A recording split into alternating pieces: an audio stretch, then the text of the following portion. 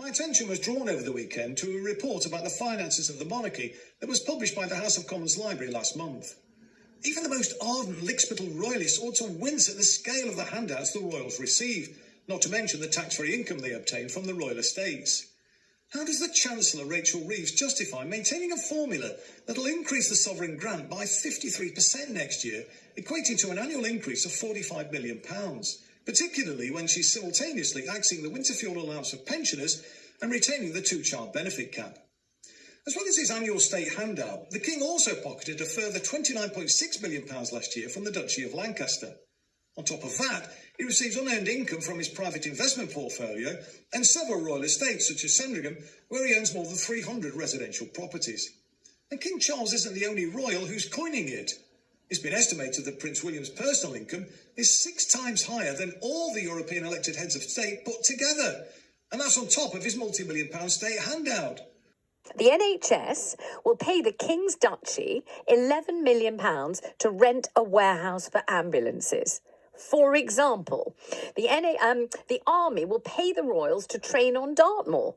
For example, the Ministry of Justice pays Prince William £1.5 million a year just to use Dartmoor Prison.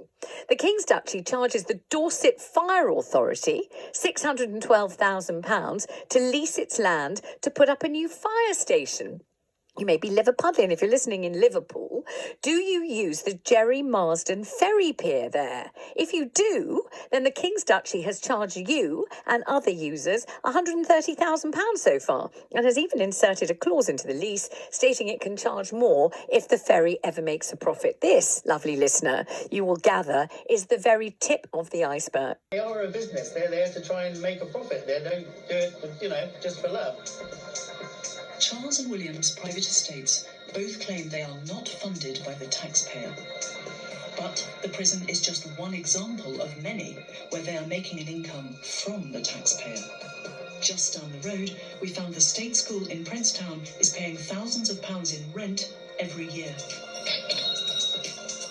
And we found at least 6 other state schools that make payments to the Prince of Wales private estate worth nearly £600,000 over the lifetime of the leases.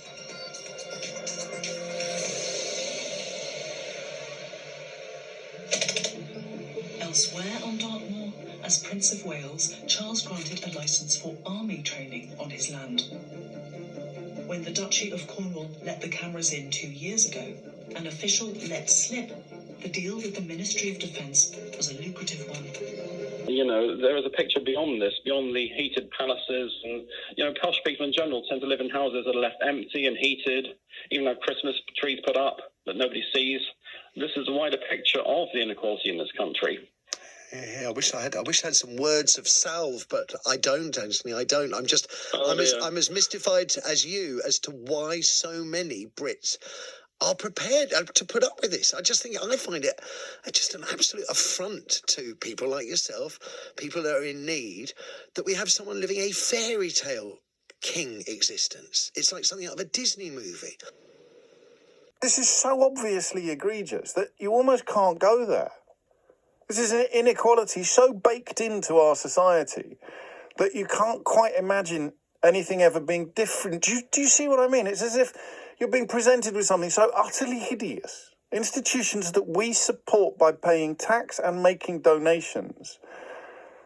The King and his son are milking on an annual basis in return for an ancient privilege stolen during medieval times. I think this is one of the grimmest things I've ever read about my country.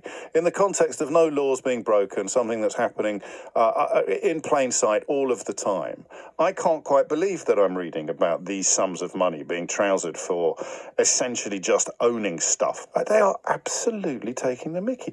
This is completely indefensible.